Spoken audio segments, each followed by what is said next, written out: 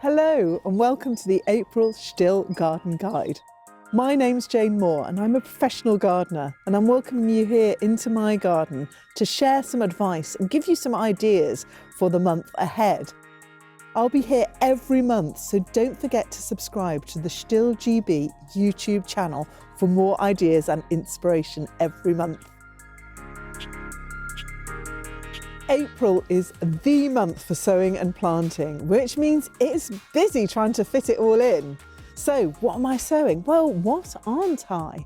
I am growing some of my favourite windowsill plants like chillies and peppers, as well as leafy vegetables and some beans for my raised beds. But I'm also sowing quite a few flowers to dot around the garden in any gaps. A lot of them will be companion plants for the vegetables, and some will be bee and butterfly friendly plants to bring in those pollinators. Sowing anything, it doesn't matter whether it's vegetables or flowers, always follows the same simple pattern. A lot of people sow into a seed tray like this, but I nearly always use these old bedding plant cells. I find them really easy to manage. Plus, once the seeds actually get going, I don't have to repot them straight away. They can keep on growing in these until I'm ready to plant them out. Sometimes I'll even use old toilet roll middles for deep rooting plants like beans.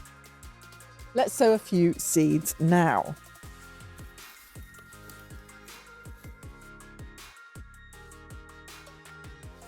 You just fill a tray or the pot, whatever you're using, with compost, smooth it out, and then just give it a little tap just to settle the compost and get rid of any air pockets and things like that. Press it down with the flat of your hand as well. Then sow the seeds thinly. If they're big, like these nasturtium seeds, then you can just do that one at a time, which is really easy and great to do with kids. Now, should you cover them with compost? Well, for most seeds, the lighter sprinkle will do, and it's the mistake that a lot of people make, is actually covering them too thickly, and then the little seedlings are trying to fight their way out into the light. As a general rule, the bigger the seed is, the more cover it means, which means that seeds like chard and things hardly need covering at all. These nasturtiums will need a little bit more covering. Then give them a water into a propagator and onto the windowsill to watch them germinate. This is the time when all the wildlife really gets going. All the little insects are laying their eggs, so it's the perfect time to hang up some bug boxes in and among all those freshly pruned plants, and in sheltered corners of the garden too. You can quickly make these yourself by just tying up some bundles of hollow stems with twine. These artichoke stems are just perfect. And you can pop them anywhere you want. The crook of this tree is just perfect.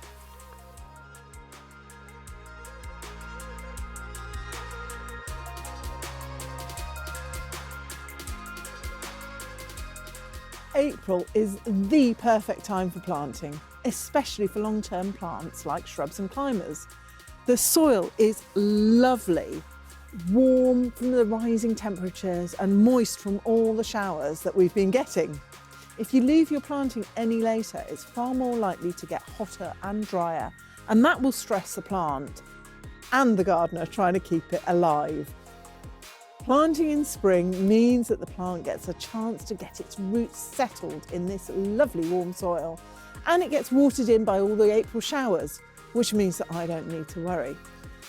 I love climbers, and I could easily fill my garden with clematis and wisteria, although my garden's too small to have more than one wisteria. Clematis are a bit more manageable though, and I've made a nice space for a pretty clematis to grow here next to my blue shed. I've chosen Star of India for its lovely striped flowers. I'm hoping it will scramble up and trail prettily over the shed. Take out a hole that's just big enough for the pot, like this one. Make sure it's not too deep or too shallow. Then simply knock the plant out of its pot and tease out any of the roots. Pop it in the hole.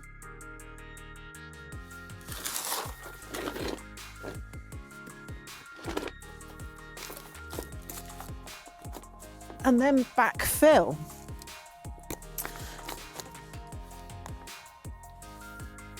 Firming it a little bit as you go.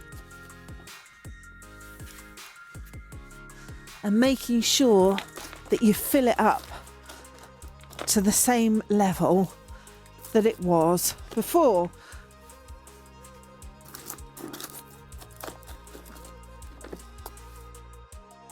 Give it a final firm in. It's really important that the plant roots make good contact with the soil. The last thing to do is to water it in. Again, that helps with the soil contact. Remember that all its nutrients and water will come from this soil, so you really don't want to have any big air pockets or the plants that will die eventually. And don't forget that you'll need to keep on watering it until it really gets established, and that probably means watering it all through the summer.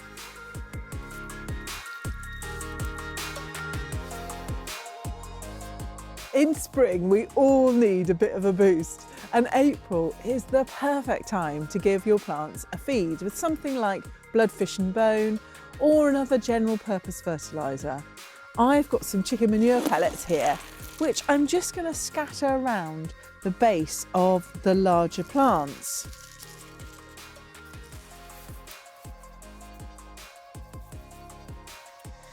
Feeding your plants isn't essential, but like us, they've just come out of a long winter, and it will really get all your plants growing strongly as we head towards summer.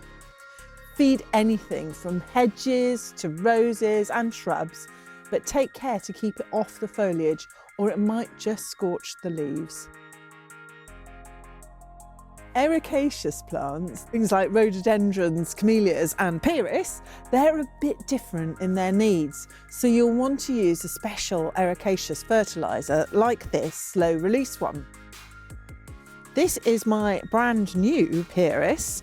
This is one called Passion, and yes, it was a Valentine's Day present. My soil is very alkaline here, and so it won't be happy in the ground, but it will be great in a pot for several years if I keep on feeding it regularly to keep those leaves green and lush and the flowers coming every season. The last job I'm going to do today is a top dress with a mulch. That will go a long way to getting my plants off to a really good start this spring. You can buy bags of mulch like bark chips or farmyard manure, or even an eco mulch that's made with composted wood chip and bracken and things like that, like this one. Better still, use your own compost if you can.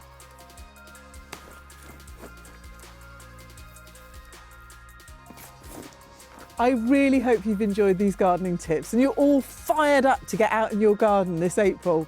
Let us know what you're up to in the comments, and don't forget to subscribe to the STIHL GB YouTube channel for more ideas in May. See you then.